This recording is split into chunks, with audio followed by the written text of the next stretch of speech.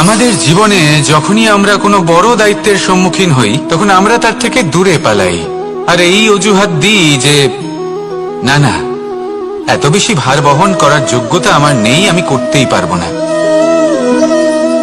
দেখুন, এই সংসারে ভিন্ন ভিন্ন ধরনের গাছ আছে, ছোট গাছ, বড় গাছ, কিন্তু বটগাছের মতো বড় এবং নিবিড় গাছ আর একটাও নেই। সে নিঃস্বার্থভাবে এই সংসারকে সেবা করে যায়, ছায়া প্রদান করে, শীতলতা প্রদান করে। আর যখন এমন সময় আসে যখন তার ওপর বোঝা অত্যন্ত বেড়ে যায়, সে কিন্তু কোনোভাবেই ভেঙে পড়ে না। তখন সে নিজের নিঃস্বার্থ কর্মের ফল লাভ করে, সেই নিঃস্বার্থ কর্ম যা সে করেছে। তার দেহ থেকে ছোট ছোট ঝুড়ি বার হয় এবং তা কাণ্ডের আকার ধারণ করে। সেই কাণ্ড মাটির কাছে পৌঁছয় এবং তারপর তা বটগাছের সহায়ক হয়ে ওঠে, সে ভেঙে পড়ে যায় না। এইভাবে আপনিও জীবনে নিঃস্বার্থভাবে সবার সেবা করুন, ভালোবাসুন, সবাইকে সাহায্য করুন। যেদিন আপনার ওপর বোঝা অত্যন্ত বেড়ে যাবে, সেদিন এই সব মানুষ আপনাকে সাহায্য করার জন্য আসবেন, আপনার শক্তি হয়ে উঠবেন, আর আপনি বটগাছের মতোই মহান এবং বিশাল হয়ে উঠবেন। আসুন আর আমার সাথে ভালোবেসে বলুন, রাধা রাধা। একটা শব্দ আছে, পরিস্থিতি। অনেক মানুষের মুখে আমরা এই শব্দ শুনি। জীবনে যখন অসফল হই, দুঃখ আসে, সংকট আসে, কোনো বিপদ ঘনিয়ে আসে, তখন সমস্ত দোষ আমরা পরিস্থিতির ওপর চাপিয়ে দিই, আর দেখতে গেলে কোথাও না কোথাও ঠিকই করি। এই পরিস্থিতি প্রত্যেক দিনের মতো পাল্টাতে থাকে, কিন্তু এই দিন, এই রাত, এমন কেউ আছেন যিনি এর ওপরেও নিয়ন্ত্রণ সাধন করেন, আর তিনি হলেন সূর্য। ঠিক সেই রকমই আমাদের জীবনেও সূর্য হলো এই মন। যদি এই মনের উপর আমরা নিয়ন্ত্রণ করতে পারি, তাহলে আমরা জীবনকেও নিয়ন্ত্রণ করতে পারবো। প্রথমে এই মনের রাজা হয়ে উঠতে হবে। তাই মনে রাখবেন, যদি মন দুর্বল হয়, তাহলে পরিস্থিতি আমাদের সমস্যা বলে মনে হবে। এই মন যদি স্থির হয়, পরিস্থিতি প্রতিস্পর্ধা বলে মনে হবে। আর এই মন যদি শক্তিশালী হয়ে ওঠে, তাহলে যে কোনো পরিস্থিতি আপনার কাছে একটা সুযোগ মাত্র, এমন এক সুযোগ যাতে অগ্রসর হয়ে আপনি মহান হয়ে উঠতে পারেন। এই মনের শক্তির বৃদ্ধি ঘটান, মহান হয়ে উঠুন, আর আমার সাথে ভালোবেসে বলুন, রাধা রাধা। আমাদের জীবনে গুরুজনেরা, জ্ঞানী মানুষজন সবসময় একটা কথা বলেন, ধৈর্য ধরো। শুধুমাত্র দুটো শব্দ, কিন্তু কতটা বিশাল সেটা বোঝার চেষ্টা করুন। ছোট একটা অস্ত্র হাতে নিন এবং একটা বিশাল পর্বতে নিরন্তর প্রহার করতে থাকুন, ধৈর্য ধরে সেই কাজ করতে থাকুন। এমন একদিন আসবে, এই বিশাল পর্বতে আপনি একটা পথ তৈরি করবেন।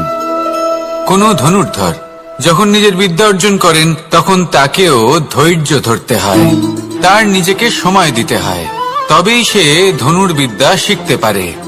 সেইভাবে আমাদের জীবনেও ধৈর্য ধরার খুব প্রয়োজন। পরিবারে ধৈর্য রাখতে পারলে তাহলে আস্তে আস্তে দেখবেন প্রেম বৃদ্ধি পাচ্ছে। সমাজে যদি ধৈর্য রাখতে পারেন, তাহলে আস্তে আস্তে এই সমাজ আপনাকে সম্মান করবে।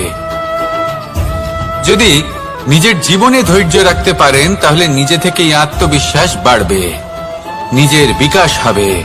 জীবনে সবই সম্ভব যদি ধৈর্য রাখতে পারেন। হয়তো আস্তে আস্তে হবে, কিন্তু হবে অবশ্যই। শুধু ধৈর্য রাখুন, কারণ ধৈর্যই সব থেকে বড় পুঁজি। আসুন আর আমার সাথে ভালোবেসে বলুন, রাধা রাধা। মানুষ তার জীবনে দুই ধরনের পরিস্থিতিকে খুব ভয় পায়। এক, কোনো কারণবশত কারোর সামনে নত হওয়া। দুই, কোনো কারণে নিজের চরিত্র থেকে, নিজের মূল্যবোধ থেকে বিচ্যুত হওয়া। এবার কেন হয় এরকম যে কথায় কথায় কারোর সামনে নত হতে হয়? কেন বারংবার নিজের চরিত্র থেকে চ্যুত হতে হয়? এরকম কেন হয়?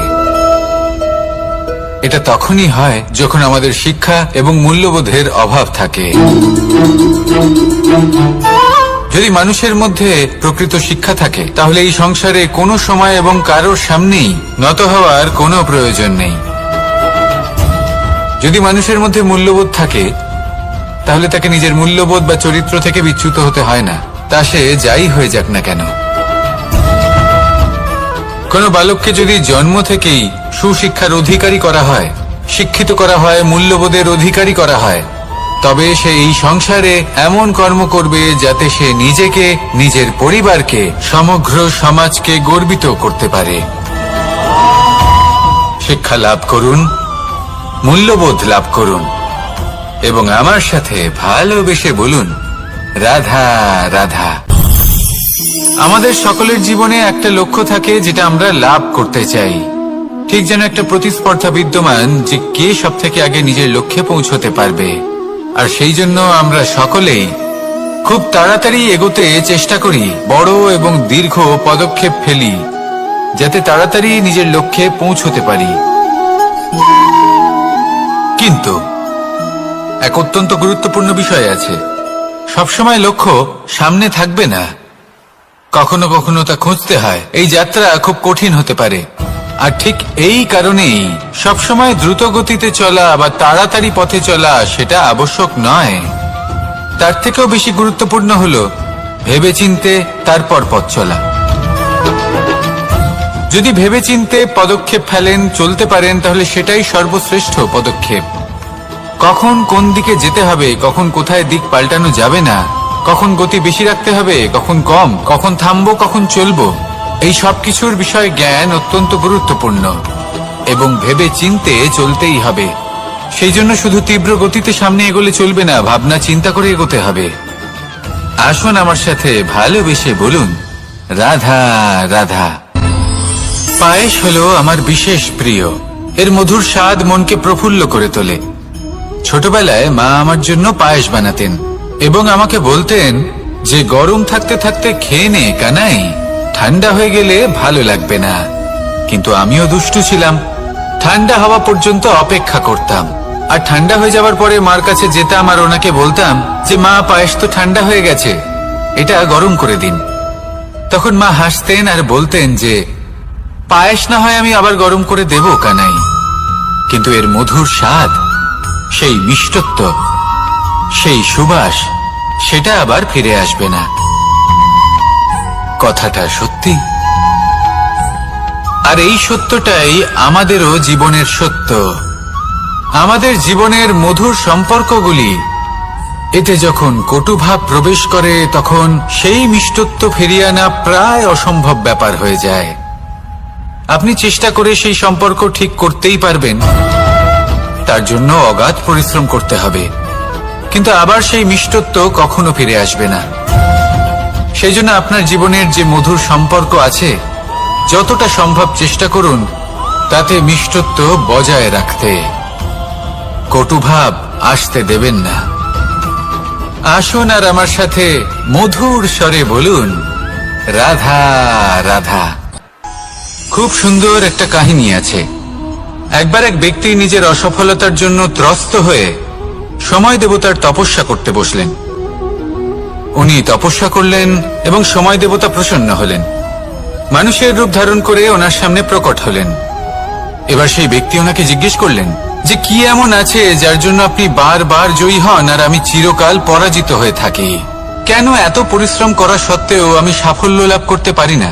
তখন সময় দেবতা উত্তর দিলেন যে দিন হোক বা রাত, ঝড় হোক বা ভূমিকম্প, রোদ হোক বা বৃষ্টি হোক, সময়ের সূত্রপাত হোক বা প্রলয়, আমি থামি না, আমি চলতেই থাকি। আর সেই জন্য যিনি থেমে যান তিনি পরাজিত হন আর আমি জয়ী হই। এটাই আমাদের শিখতে হবে। জীবনে সবসময় চলতে থাকুন, কখনো থামবেন না। হ্যাঁ, কিছুক্ষণের জন্য বিরতি নিতে পারেন, বিশ্রাম করার জন্য, নিজেকে আরো সশক্ত করে তোলার জন্য, কিন্তু থেমে যাবেন না। নিরন্তর কর্ম করতে থাকুন, পরিশ্রম করতে থাকুন, তবেই এই সংসার আপনাকে মনে রাখবে। আসুন আমার সাথে ভালোবেসে বলুন, রাধা রাধা।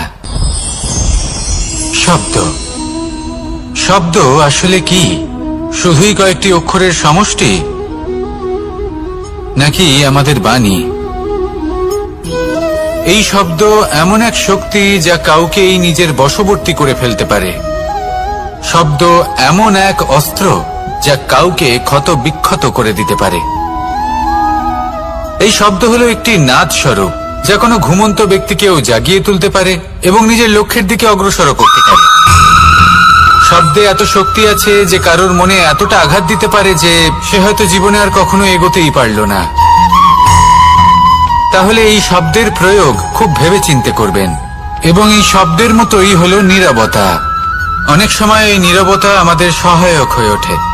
অনেক সময় এটা আমাদের অনুশোচনাকে অনেক বেশি বাড়িয়ে তুলতে পারে। ভীষ্ম পিতামহ, অঙ্গরাজ কর্ণ যখন দ্রৌপদীর বস্ত্রহরণ হচ্ছিল তখন এনারা নীরব ছিলেন। দুর্যোধনের বিরোধিতা করেননি, ওকে বাধা দেননি। আর তারপর কি হলো সেটা আপনারা সকলে জানেন। দেখতে গেলে নীরবতা চুপ করে থাকা, কিন্তু যদি কোনো দুষ্টের সামনে চুপ করে থাকেন, যদি তার বিরোধিতা না করতে পারেন, তাহলে এই নীরবতাই অনেক বড় পাপের আকার ধারণ করে। মনে রাখবেন আর আমার সাথে ভালোবেসে বলবেন, রাধা রাধা। আভূষণ। কার না ভালো লাগে এই আভূষণ? আমরা পরিশ্রম করি, ধন অর্জন করি আর আভূষণ কিনে থাকি, কখনো নিজের জন্য, কখনো বা তাদের জন্য যাকে আমরা ভালোবাসি, বা তাদের জন্য যাকে আমরা সম্মান করি। হয়তো সেই জন্যই সীতা চূড়ামণি ধারণ করেছিলেন এবং আমি সামন্তকমণি। কিন্তু এটাই কি সেই প্রকৃত আভূষণ যা আপনার মূল্য বৃদ্ধি করে? না। শ্রীরামের আভূষণ হলো ওনার নম্র ভদ্র ব্যবহার। মাতা সীতার আভূষণ হলো ওনার সততা, ওনার নিষ্ঠা, ওনার ত্যাগ। অর্জুনের আভূষণ ছিল ওনার একাগ্রতা। রাধার আভূষণ ওনার প্রেম। এই আভূষণ কোথাও নেই, আপনার মনে আছে। যদি আপনার মনে মিষ্টতা থাকে, তা শান্ত হয়, তাতে সততা থাকে, নিষ্ঠা থাকে এবং প্রেম থাকে, তাহলে আপনার অন্য আর কোনো আভূষণের কোনো প্রয়োজন নেই। আপনি যতই ভিড়ের মাঝে থাকুন, আপনার ঔজ্জ্বল্য চোখে পড়বে। আসুন আর আমার সাথে ভালোবেসে বলুন, রাধা রাধা। এই সংসারের সবথেকে বড় সত্যি হলো জন্ম এবং মৃত্যু। কিন্তু আরো বড় একটা সত্য আছে, মিত্র এবং শত্রু, যা আমাদের সকলের জীবনে থাকে। মিত্র সে যে আমাদের সঙ্গ দেয় এবং সংসারের সবথেকে উঁচু শিখরে আমাদের নিয়ে যায়, এবং শত্রু সে যে যে কোনো মুহূর্তে যে কোনো শিখর থেকে আমাদের নিচে ফেলে দিতে পারে। এবার বিচিত্র ব্যাপার হলো এটাই যে আমরা নিজেরাই এদের সাথে নিয়ে চলি, নিজেরাই এদের পালন করি। তা কি করে? প্রথমে বুঝুন এই মিত্র এবং শত্রু কারা। আপনার নিজের মন, আর কেউ নয়। এই মনই হলো মিত্র যখন তাতে ভারসাম্য বজায় থাকে, তা নিয়ন্ত্রিত থাকে, তা পবিত্র হয়। কিন্তু যদি এই মন অনিয়ন্ত্রিত হয়ে পড়ে, যদি আপনাকে সে নিয়ন্ত্রণ করতে শুরু করে, তখন সেই আপনার সবথেকে বড় শত্রু হয়। সেই জন্য এই মনের ওপর নিয়ন্ত্রণ রাখতে শিখুন, এতে ভারসাম্য বজায় রাখতে শিখুন। তাহলে আপনি এমন এক বন্ধুকে পাবেন যে আপনাকে এই সংসারের শিখরে পৌঁছে দেবে। আসুন আমার সাথে ভালোবেসে বলুন, রাধা রাধা। ঈশ্বর আসলে কে? সংসারের বেশিরভাগ মানুষের কাছে ঈশ্বর হলেন এই সংসারের রচয়িতা, পালনকর্তা। কারোর কাছে উনি জ্ঞাতা, কারোর কাছে উনি হলেন আস্থার প্রতীক, আবার কারোর জন্য শুধুমাত্র অন্ধ বিশ্বাস। কিন্তু এই ঈশ্বর কি কোনো শরীর, নাকি একটা বোধ, নাকি শুধুই শ্রদ্ধা? ঈশ্বর হলেন তিনি যিনি হলেন আপনার ইষ্ট। সেই জন্যই তো গুরু, মাতা, পিতা এনাদেরও ঈশ্বরই বলা হয়েছে। যাদেরকে আমরা ঈশ্বর বলে মনে করি, যারা আমাদের ইষ্ট, তারা আমাদের একটি পথ দেখান, একটি দিকে চালিত করেন। সেই পথে চলে আপনি শুভ কর্ম করতে পারেন, আর যখন কোনো ব্যক্তি তার ঈশ্বরের আদেশ পালন করেন তখন সে নিজে থেকেই শুভ পথে অগ্রসর হয়ে যান। বেশ কয়েকজন মানুষ ঈশ্বরের ওপর আস্থা রাখেন এবং ভাবেন যে অনুচিত কোনো কাজ করা উচিত নয়, ঈশ্বর দেখছেন। ওনারা ভয় পান যে কোনো অনুচিত কর্ম করলে কে জানে তার পরিণাম কি হবে। এমন অনেক ব্যক্তি রয়েছেন যারা ঈশ্বরকে বিশ্বাস করেন এবং জানেন যে ঈশ্বর তাদেরকে দেখছেন, তাই যে যে শুভ কর্ম ওনারা করেছেন তার ফল তারা অবশ্যই পাবেন। এবার আপনি ভয় পেয়ে ঈশ্বরকে বিশ্বাস করবেন নাকি বিশ্বাসের দ্বারা ঈশ্বরকে বিশ্বাস করবেন, সেই সিদ্ধান্ত আপনারই। কিন্তু হ্যাঁ, যদি আপনার মনে ঈশ্বরের জন্য কোনো স্থান থাকে, যদি আপনার কোনো ইষ্ট থাকেন, যদি আপনি কাউকে ঈশ্বর মনে করেন যার প্রত্যেক আদেশ আপনি পালন করে থাকেন, তাহলে বলি ঈশ্বর কখনো আপনাকে অনুচিত পথে চালিত করবেন না। আসুন আমার সাথে ভালোবেসে বলুন, রাধা রাধা। এই সংসারে ভিন্ন ভিন্ন ধরনের গাছ আছে, অসংখ্য ধরনের প্রজাতি আছে। কিছু গাছ পাতা দিয়ে থাকে, কিছু ফুল, কিছু ফল। কেউ ছায়া প্রদান করে, কেউ শীতলতা প্রদান করে, কেউ নিজেকে খুব কষ্ট দিয়ে এই সংসারের বিকাশে সহায়ক হয়ে ওঠে। কিন্তু এই সবার মধ্যে একটা বিষয় কিন্তু সমান, এরা প্রত্যেকেই পাতা ছাড়া, ফুল ছাড়া, ফল ছাড়া জীবিত থাকতেই পারে, কিন্তু কোনো বৃক্ষই শিকড় ছাড়া বেঁচে থাকতেই পারে না। এটাই হলো রাধার। ঠিক সেইভাবেই আমাদের জীবনে শক্তি হোক, ধন হোক বা সাফল্য হোক, আমাদের বা আমাদের পরিবারের প্রসন্নতাই হোক, এই সব কিছুর আধার হলো, সবকিছুর মূল হলো পরিশ্রম। তাই জীবনে চিরকাল পরিশ্রম করতে থাকুন। যদি আপনি জীবনে মহান হবার পথে অগ্রসর হতে চান, তাহলে পরিশ্রম করুন। এই পরিশ্রম দ্বারাই নিজের পরিবারকে প্রসন্ন করুন, নিজের বন্ধুদের প্রসন্ন করুন, এই সমাজকে গর্বিত করুন। আসুন আমার সাথে ভালোবেসে বলুন, রাধা রাধা।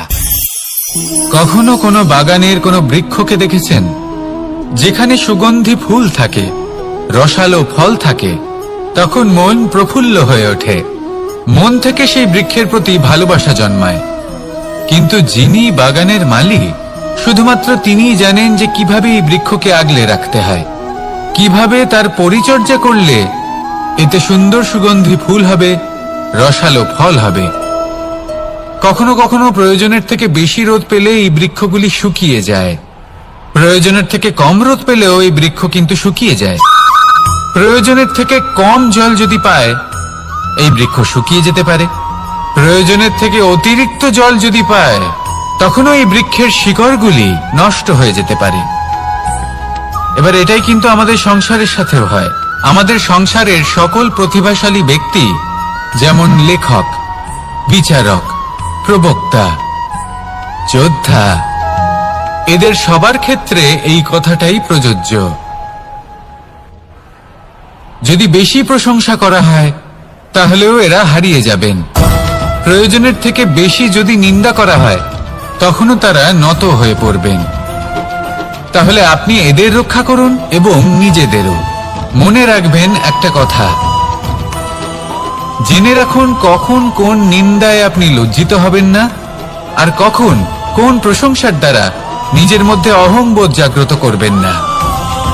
এই মন সুপ্রসন্ন হয়ে বলবে, রাধা রাধা। সময় কত বিচিত্র হয়। সময় আমাদের পক্ষে থাকলে আমরা নিজেদের রাজা মনে করে নিই, আর সেই সময় যদি বিপক্ষে চলে যায়, তাহলে নিঃস্ব হতে সময় লাগে না। তাই মানুষের একটা অভ্যেস আছে, খারাপ সময়ের জন্য কিছু সঞ্চয় করা। আত্মীয়, বন্ধু খারাপ সময় পাশ থেকে সরে যায়। যশ, মান প্রতিকূল সময় চিরস্থায়ী হয় না।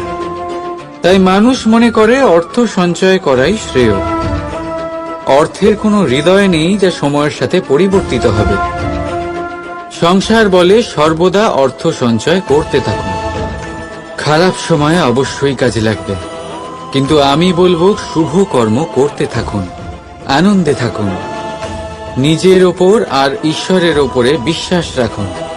খারাপ সময় কখনো আসবেই না। রাধা রাধা। মানুষ নিজের পরিবারের জন্য কত কিছুই না করে, দিন রাত পরিশ্রম করতে থাকে যাতে তার পরিবারের প্রয়োজন পূরণের জন্য অর্থ রোজগার করতে পারে। কিন্তু শুধু অর্থ রোজগার করাটাই কি যথেষ্ট? আপনি বলবেন হ্যাঁ, নিশ্চয়ই। অর্থ দিয়ে সবকিছু পাওয়া যায়, বিদ্যা পাওয়া যায়, বাড়ি পাওয়া যায়, ওষুধ পাওয়া যায়, আর কত কিছুই না পাওয়া যায়। এই সব একটা পর্যায় পর্যন্ত সঠিক, কিন্তু একটু মন দিয়ে ভেবে দেখুন, যখন কোনো শিশু অসুস্থ হয়ে পড়ে তখন সে ওই তিক্ত ওষুধ কেন খেয়ে নেয়? এই জন্য কারণ ওর পিতা সেই ওষুধ অর্থ দিয়ে কিনেছে? না, বরং এই জন্য কারণ তার পিতা যে তার সামনে দাঁড়িয়ে, তার উপরে তার বিশ্বাস আছে। বিশ্বাস আছে যে উনি তার কিচ্ছু হতে দেবেন না। এই বিশ্বাস, এই সংস্কার, এই শিক্ষা কখনো অর্থ দিয়ে পাওয়া যায় না। এটা পাওয়া যায় সেই সময় থেকে যা মাতা পিতা তাদের সন্তানের সাথে কাটিয়েছেন। তাই জীবনে অর্থ অবশ্যই উপার্জন করুন, কিন্তু নিজের পরিবারকেও সময় দিন, আনন্দ পাবেন। রাধা রাধা। প্রকৃতি মানুষকে এক বিশেষ শক্তি দিয়েছে, অন্য জীবের থেকে বেশি শক্তি দিয়েছে, স্মরণ শক্তি। এই শক্তি মানুষকে অন্য জীবের থেকে ভিন্ন করে, ইতিহাস রচনা করার প্রেরণা দেয়, জ্ঞানকে বংশানুক্রমে এগিয়েও নিয়ে যায়। আর যারা ভুলে যান, অধিকাংশ সময় তারা উপহাস আর দয়ার পাত্র হয়ে যান। কিন্তু এটাই কি প্রকৃত রূপে সত্য? না। এই স্মরণ শক্তি মানুষের বিকাশের সব থেকে বড় বাধা হয়ে দাঁড়ায়, তার মনকে দূষিত করে দেয়। খারাপ অভিজ্ঞতা, কারোর করা বিশ্বাসঘাতকতা, কারোর কটাক্ষ বেশিরভাগ মানুষই ভুলতে পারেন না, আর তারপর প্রতিশোধ নিতে উদ্যত হন। প্রথমে সময় নষ্ট করেন প্রতিশোধের প্রস্তুতিতে, আর তারপর সময় নষ্ট করেন প্রতিশোধ নেওয়ার সুযোগ খুঁজতে। যদি সন্তুষ্টি পেতে চান, যদি জীবনে আনন্দ পেতে চান, তাহলে স্মরণ শক্তির সদ্ব্যবহার করুন। নিজের স্মরণ শক্তিকে চালনা করুন শুধুমাত্র ভালো কথা আর ভালো স্মৃতির দিকে। জীবনে আনন্দ পাবেন। রাধা রাধা। জীবন কি? এই জীবন আমরা জন্ম নিই, বড় হয়ে উঠি, আমাদের মা বাবা আমাদের পালন করেন, তারপর তাদের অর্থ দিয়ে আমাদের বাল্যকাল কাটে, আমরা আরো বড় হই, বিবাহ বন্ধনে আবদ্ধ হই, আমাদেরও সন্তান হয়, আমরা তাদের পালন করি, তারপর আমরা বৃদ্ধ হই, আর একদিন এই সংসার ছেড়ে আমরা সকলে চলে যাই। এটাই কি জীবন? আপনার মনে এই প্রশ্ন হয়তো অনেকবার জেগেছে, তাই না? এবার একটু জলের যাত্রাপথ লক্ষ্য করুন। সাগর থেকে বাষ্প হয়ে ওঠে এই জল, মেঘ হয়ে ঝরে পড়ে সে, তারপর নদী হয়ে আবার সাগরে মিলিয়ে যায়। কিন্তু কখনো এই প্রশ্ন করে না যে তার জীবন কি, তার উদ্দেশ্য কি। প্রতিটা মুহূর্ত বাঁচে সে, আর অন্যদের যতখানি সম্ভব সাহায্য করে। যখন সাগরে থাকে তখন অসংখ্য জীবকে জীবন দান করে। যখন সাগর থেকে বাষ্প হয়ে মেঘ হয়ে যায় তখন চাষিদের মনে এই আশা জাগায় যে ফসল আবার ফলবে। যখন বর্ষা হয়ে ঝরে পড়ে তখন এই শুকনো তৃষ্ণার্ত ধরিত্রীর তৃষ্ণা মেটায়।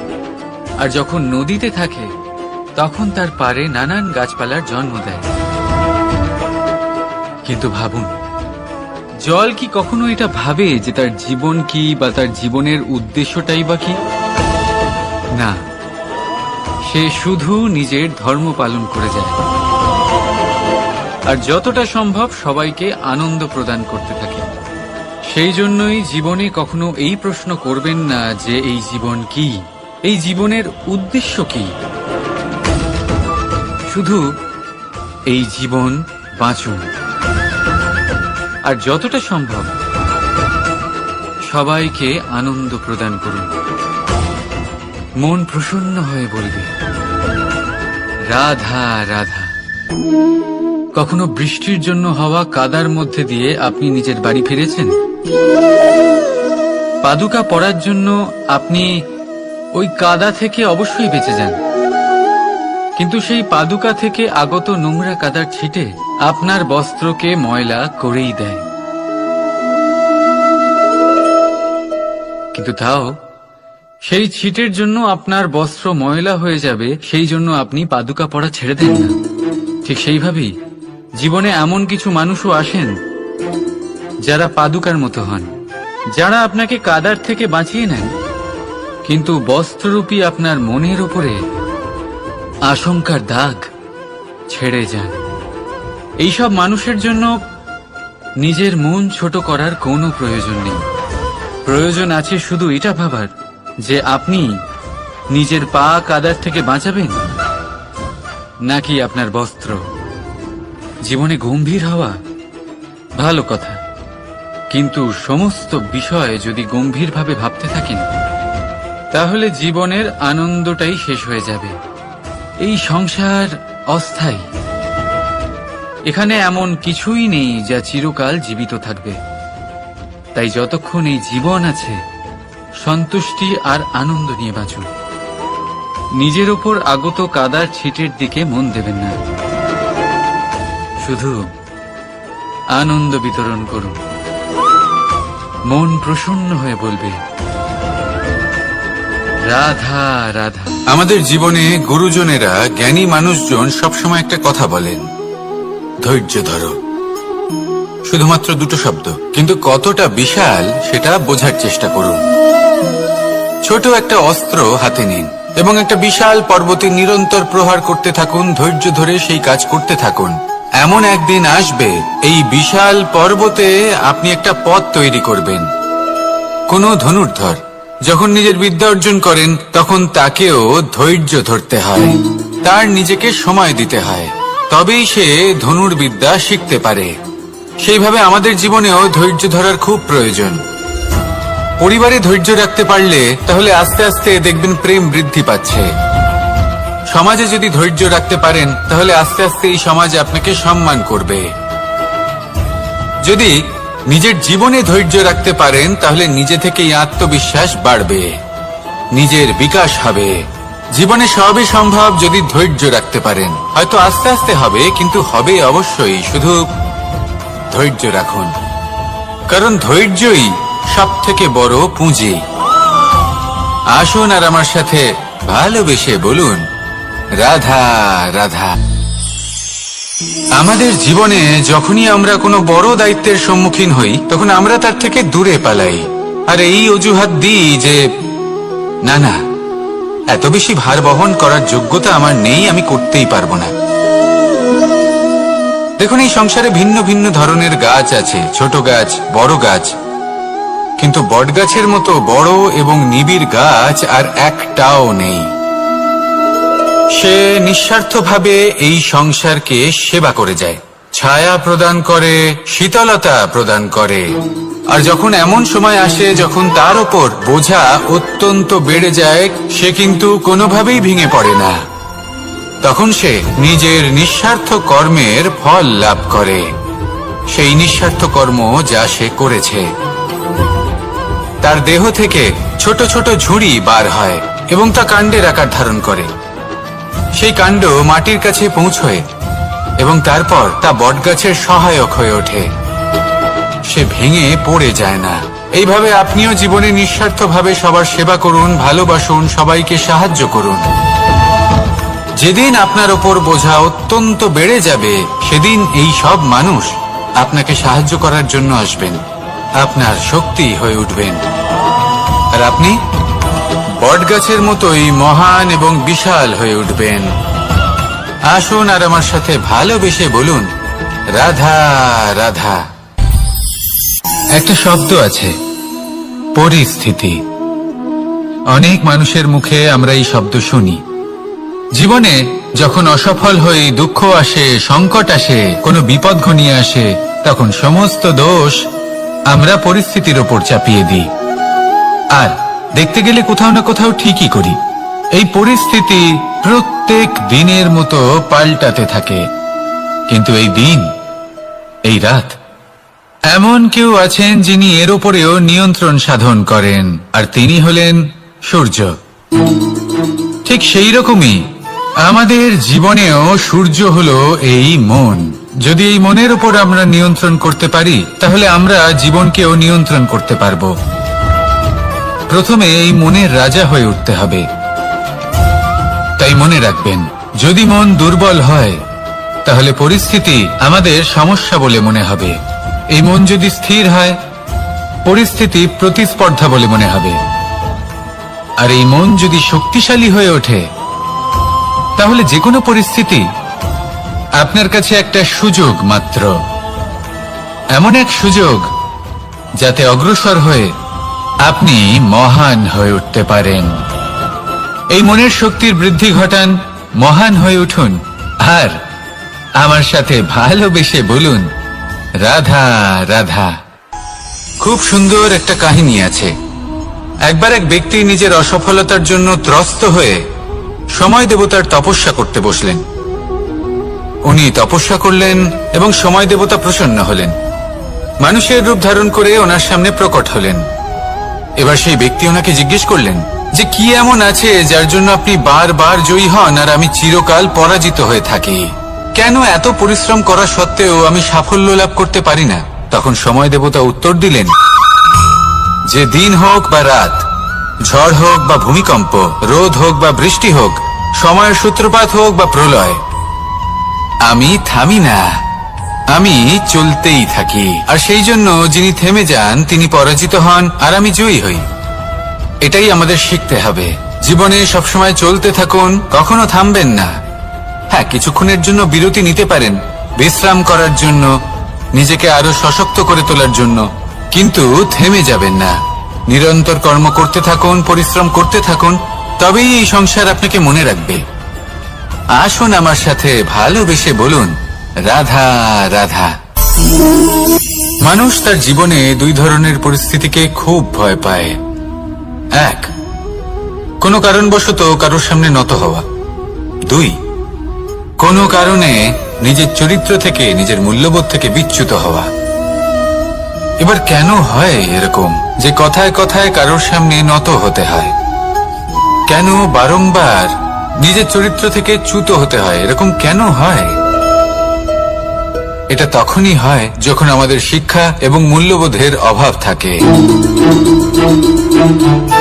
যদি মানুষের মধ্যে প্রকৃত শিক্ষা থাকে, তাহলে এই সংসারে কোনো সময় এবং কারোর সামনেই নত হওয়ার কোনো প্রয়োজন নেই।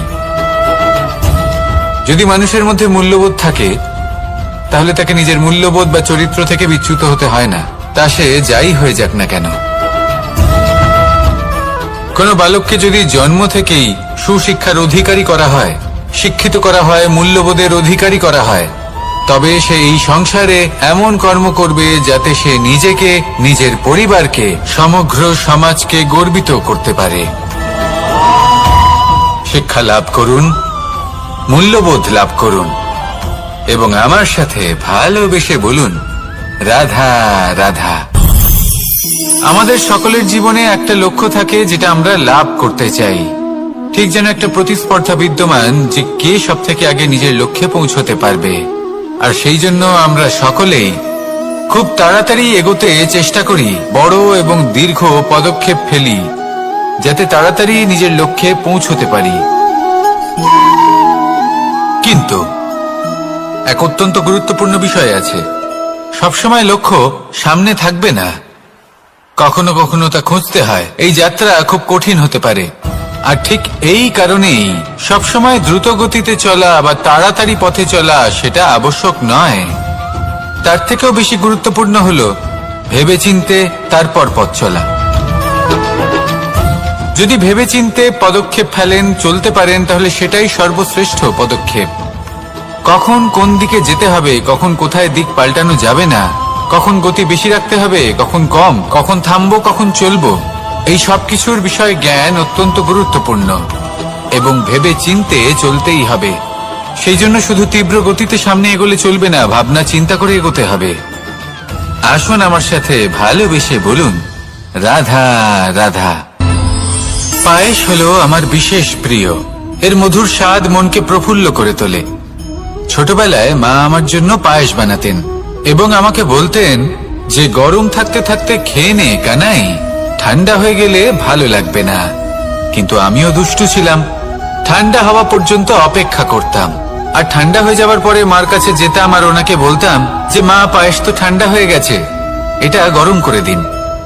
তখন মা হাসতেন আর বলতেন যে পায়েস না হয় আমি আবার গরম করে দেব কানাই, কিন্তু এর মধুর স্বাদ, সেই মিষ্টত্ব, সেই সুবাস, সেটা আবার ফিরে আসবে না।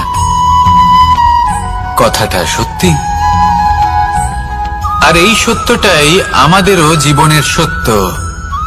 আমাদের জীবনের মধুর সম্পর্কগুলি, এতে যখন কটুভাব প্রবেশ করে তখন সেই মিষ্টত্ব ফিরিয়ে আনা প্রায় অসম্ভব ব্যাপার হয়ে যায়। আপনি চেষ্টা করে সেই সম্পর্ক ঠিক করতেই পারবেন, তার জন্য অগাধ পরিশ্রম করতে হবে, কিন্তু আবার সেই মিষ্টত্ব কখনো ফিরে আসবে না। সেই জন্য আপনার জীবনের যে মধুর সম্পর্ক আছে, যতটা সম্ভব চেষ্টা করুন তাতে মিষ্টত্ব বজায় রাখতে। কটুভাব আসতে দেবেন না। আসুন আর আমার সাথে মধুর স্বরে বলুন, রাধা রাধা। শব্দ, শব্দ আসলে কি? শুধুই কয়েকটি অক্ষরের সমষ্টি, নাকি আমাদের বাণী? এই শব্দ এমন এক শক্তি যা কাউকেই নিজের বশবর্তী করে ফেলতে পারে। শব্দ এমন এক অস্ত্র যা কাউকে ক্ষত বিক্ষত করে দিতে পারে। এই শব্দ হলো একটি নাদ স্বরূপ যা কোনো ঘুমন্ত ব্যক্তিকেও জাগিয়ে তুলতে পারে এবং নিজের লক্ষ্যের দিকে অগ্রসর করতে পারে।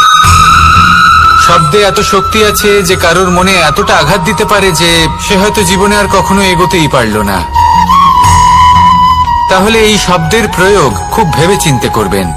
এবং এই শব্দের মতোই হলো নীরবতা।